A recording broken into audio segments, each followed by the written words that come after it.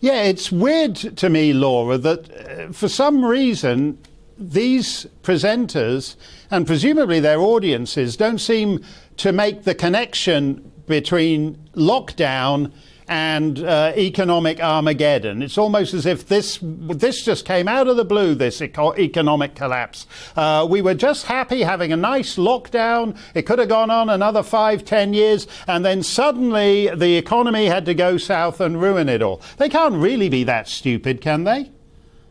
Well, I mean, I think some people are because the government's obviously running it's not my fault, it was him, no one saw me do it, Bart Simpson line, it was Vladimir Putin line. Some people are buying that. Now, obviously the war in Russia isn't helping, and there are clearly other factors, but if you have already blown through, as I said, £370 billion, then that gives you a lot less leeway when an actual black swan event that you may not have any control over comes along.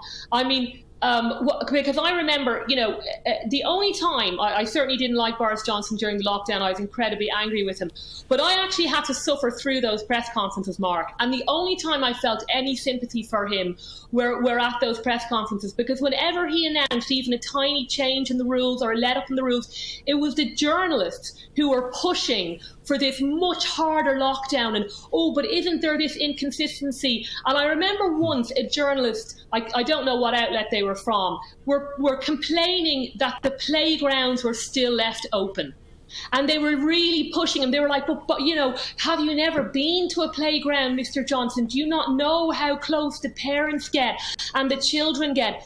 Trying to make him look like there was someone out there. I thought to myself, what kind of person goes to sleep at night and says, I got the playgrounds closed? Because sure enough, the next week or so, they did shut the playgrounds. Because I remember going up to my local playground, and just to make sure, not only were the chains on the gate, they had taken down the swings.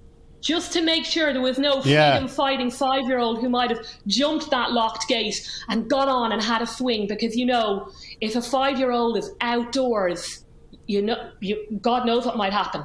That COVID could spread through the woods. I mean, this is what they did. The media absolutely pushed for the toughest lockdown that you could possibly get.